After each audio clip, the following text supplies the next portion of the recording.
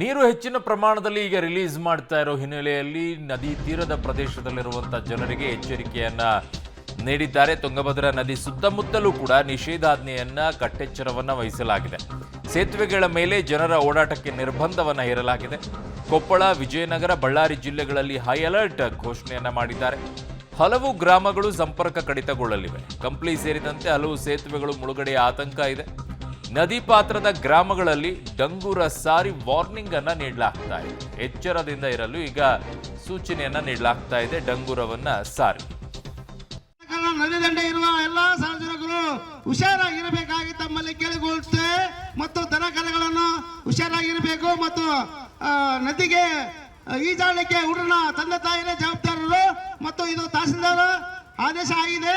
ಆದ ಕಾರಣ ಗ್ರಾಮ ಪಂಚಾಯತಿ ವತಿಯಿಂದ ತಿಳಿಸಲಾಗುತ್ತದೆ. ದಯಮಾಡಿ ಎಲ್ಲಾ ಸಾರ್ವಜನಿಕರು ಹುಷಾರಾಗಿರಬೇಕಾಗಿ ತಮ್ಮಲ್ಲಿ ಕೇಳಿಕೊಳ್ಳುತ್ತದೆ.